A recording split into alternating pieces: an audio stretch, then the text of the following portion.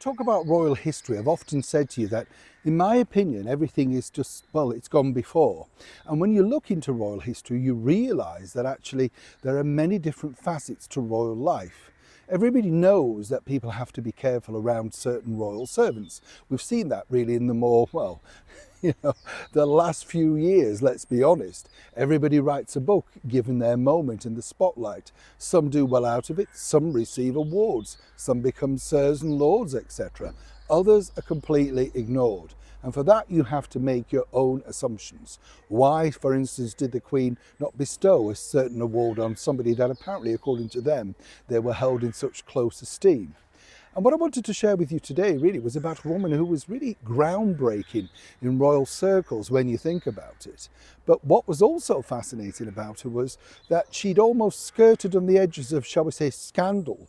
But somehow, because she was great at her job, well, it never touched her. And that's really about whether she did a good job or clearly the royal family just take people at face value. So let me explain exactly all about Constance Spry. In 1821, she's appointed the headmistress of the Homerton and South Hackney Day Continuation School in Homerton, East London, where she instructed teenage factory workers in cookery, dressmaking, and later flower arranging. In 1926, she married her second husband, Henry Ernest Spry. Spry gave up teaching in 1928 to open her very first flower shop, Flower Decoration, but it was in 1929, after securing a mega deal from the Granada cinemas, that she caused a sensation in the fashionable society. She did this by creating an exquisite arrangement of hedgerow flowers in the windows of Atkinson's department store, an old Bond Street perfumery in the very heart of London's West End. This was part of the decoration undertaken by the theatrical designer, oh yes, Norman Wilkinson.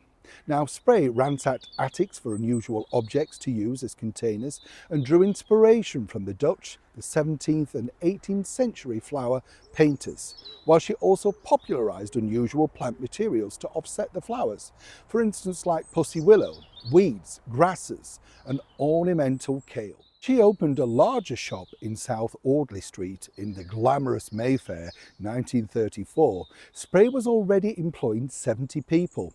In the same year, she published her very first book, simply called Flower Decoration, and established the Constance Spry Flower School at her new premises. Clever idea, eh? During this period, she hired the Australian Easterbrook Roberts, who later opened Roberts School of Dramatic Floriculture in Detroit, Michigan. In 2012, English Heritage marked Spry's tenure at 64 South Audley Street with a fabulous blue plaque. Her company, though, created the flower arrangements for two royal weddings, the November 1935 wedding of the Duke of Gloucester to Lady Alice Christabel Montague Douglas Scott, held in the private chapel of Buckingham Palace, and the very much more private wedding of the Duke and Duchess of Windsor in June 1937. Now, public interest from these two commissions led to two tours of the US. Later, though, she arranged the flowers for the wedding of Princess Elizabeth and for that also of Princess Margaret Rose. Which just goes to show, you see, chums, that the bottom line really, in my opinion, is the royal family just take you at face value. And when you think about Constance Spry, it's hard to imagine now when you do look into this particular element of history. Everybody wanted her because she'd arranged the flowers inside, royal palaces. That's really what was a measure by. If you could have wonderful flower arrangements, well, if you could say, oh, my flowers were done by Constance Spry, that was another mark. And that also could get you into the glossy mags of, Vogue, Tattlers, all of those magazines that were imperative in society at that particular moment. What was fascinating was, really though, she didn't go into much detail about the Duke and Duchess of Windsor, only in America where she sort of let slip a few more bon mots. But actually over here, she never spoke about them in public because she knew that people, felt very strongly about them. But isn't it strange to think that Princess Elizabeth and Princess Margaret, alongside, say, the Queen Mother as we know her, knowing that Constance Spry had done the flowers for Edward and Mrs Simpson, well, they still commissioned them anyway. Which way round do you take that? I'd love to know.